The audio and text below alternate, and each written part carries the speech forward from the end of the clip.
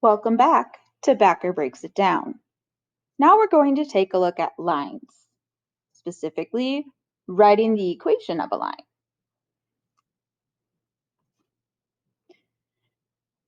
Now we're going to look at two forms of a linear equation. The first one is known as slope-intercept form. Slope-intercept form is y equals mx plus b, where m is representing the slope and b is representing the y-intercept, where the graph crosses the y-axis. And then there's point slope form. In point slope form, we have y minus y1 equals m times x minus x1. I want to use point slope form when I know a point and I know the slope, or when I know 2 points. Now here I have a side-by-side comparison of point slope form and slope-intercept form. So in this scenario, you know the slope of a line is -2, and you know a point on that line is 4, -3. Now, since I'm given a point and a slope, I might as well use point slope form, and that's what we're seeing on the left side of the screen. They're using point slope form. So they made the substitution, the given information into the point slope formula, and then they simplified and wrote the function in slope-intercept form, because we usually write our final answers in slope-intercept form unless we're told otherwise. Now, you don't have to use point slope form. You can totally use slope-intercept form, and that's what they're doing on the right side of the screen, right? So they're starting with their slope-intercept form, and they're substituting in what they know. So notice here, the point 4, -3, that's what you're actually going to substitute in for the x and the y in slope-intercept form. Now notice the only thing that's left unknown is the value of b, and they found that. And then you can write the slope-intercept form of your line. So you have a choice when it comes to writing linear functions.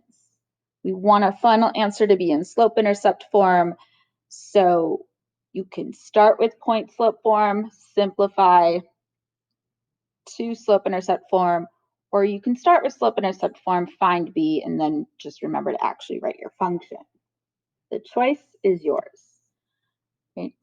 So I think what I'll do for you here is I'll actually demonstrate each of those methods in these two problems. Right? So with this one, I'm going to go with slope-intercept form. So I'm given the point -1, 4, so that's going to be my x and y. And then, of course, my slope is -3, so that's m. So I'm going to make the substitution of these 3 pieces into my slope-intercept form. So y is 4, and this is equal to m, which is -3, times x, which is -1, plus b.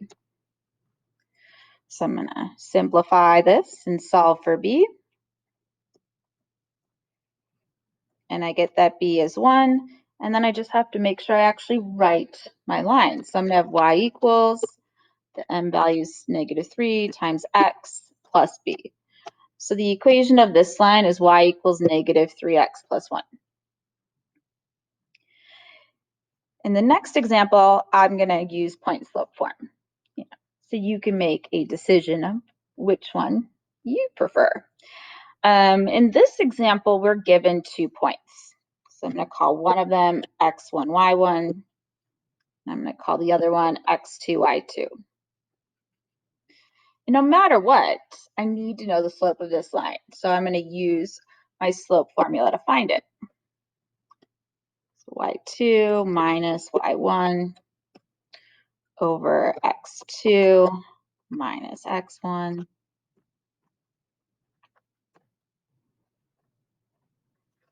It's not the nicest slope, but oh well. So we have a slope of 4, -7. Now I'm ready to write the equation of my line. Now, in order to use point slope form, I need to pick a point that I want to work with. And I'm going to go with the 3, -5, because it has the fewest negatives. And then I'm going to make the substitution of what I know into my point slope formula. So I'm going to have y minus y1, so y minus -5, which would just become y plus 5, equals m, so -4/7 times the quantity x minus x1, so x minus 3. So this is the point slope form of my line. Now I need to write it in slope-intercept form. So I'm going to do nothing on the left for right now. But on the right side, I'm going to distribute. So I'm going to have -4/7 times x plus 12/7.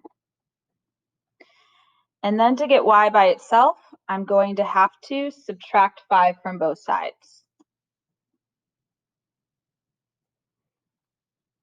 So then I have y equals -4/7x, and then 12/7 minus 5 would be negative